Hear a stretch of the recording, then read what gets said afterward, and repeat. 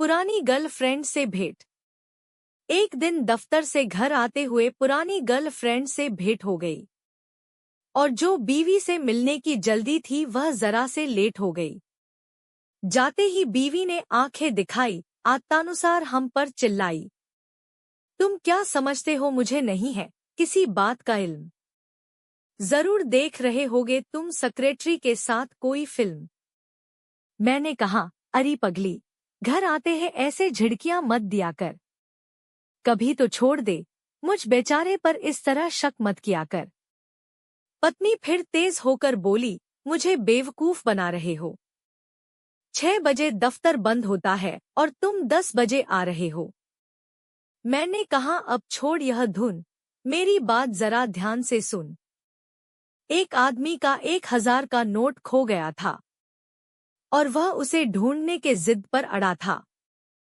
पत्नी बोली, तो तुम उसकी मदद कर रहे थे। मैंने कहा, नहीं रे पगली, मैं ही तो उस पर खड़ा था। सुनते ही पत्नी हो गई लोटपोट और बोली, कहाँ है वह 1000 का नोट। मैंने कहा, बाकी तो खर्च हो गया, यह लो 100 रुपए। वह बोली, क्या सब खा गए, बाकी के 900 कहाँ गए। मैंने कहा, असल में जब उस नोट के ऊपर मैं खड़ा था तो एक लड़की की निगाह में उसी वक्त मेरा पैर पड़ा था। कहीं वह कुछ बक ना दे, इसलिए वह लड़की मनानी पड़ी। उसे उसी के पसंद के पिक्चर हॉल में फिल्म दिखानी पड़ी। फिर उसे एक बढ़िया से रेस्टोरेंट में खाना खिलाना पड़ा और फिर उसे अपनी बाइक से घर भी छोड़कर आना पड़ा। तब कहीं जाकर तुम्हारे लिए 100 रुपए बचा पाया हूँ। यूं समझो जानू, तुम्हारे लिए पानी पूरी का इंतजाम कर लाया हूँ। अब तो बीवी रजामंद थी क्योंकि पानी पूरी उसे बेहद पसंद थी।